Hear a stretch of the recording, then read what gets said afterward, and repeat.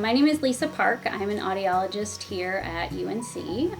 I work with the Children's Cochlear Implant Center doing clinical research, and what a big focus for us is expanding indications for children who could benefit from cochlear implantation. And for kids like Landon, that is looking at kids who are under 12 months of age.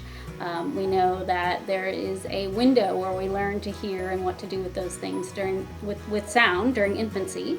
We want to be able to take advantage of that even for kids who can't benefit from hearing aids. So as young as we can get them implanted that is safe, we want to be able to do that to give them access to sound as soon as possible. Research has shown that if we can do that, by the time they enter school, they often have language that is on par with their typical hearing peers. So it gives them a really great start to their academic life and for communication in general. So when a family's goal is spoken language, we want to get them access to sound as soon as possible. FDA indications are that kids need to be 12 months of age and have a profound hearing loss to be able to get a cochlear implant. So we're trying to prove that younger is better, and so we are part of a clinical trial that is looking at implantation. We have been doing implants here at UNC in children since 1991. When we first started doing implants, everybody just got one cochlear implant.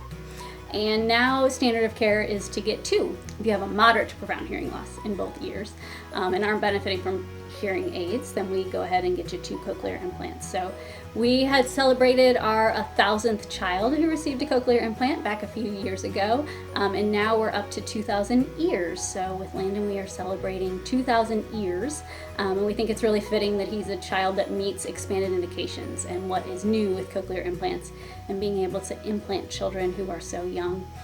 Even though cochlear implants have been approved for kids for about 30 years, it's taken us this long to go from being 2 years old to get a cochlear implant, then you were 18 months old to get a cochlear implant, and then you were 12 months old to get a cochlear implant. Recently it went down to 9 months old for one of the manufacturers, so we're trying to keep pushing the envelope and get kids implanted as young as is safe. Hello, my name is Kevin Brown and I'm the Executive Director of the Children's Cochlear Implant Center at UNC. I am delighted and honored to be providing some comments about really a spectacular event that has happened for us. The Children's Cochlear Implant program has been in existence for over 30 years, and during that time it's pretty amazing to think children have been able to benefit from this technology of cochlear implantation to provide them the capacity to hear and communicate.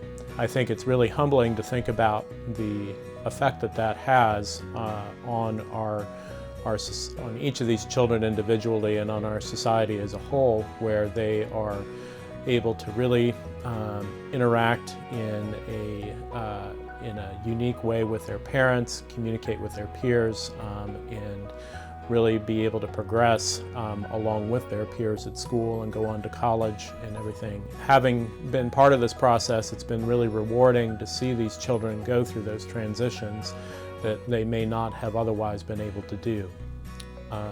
We have a fantastic group of people that have been part of this.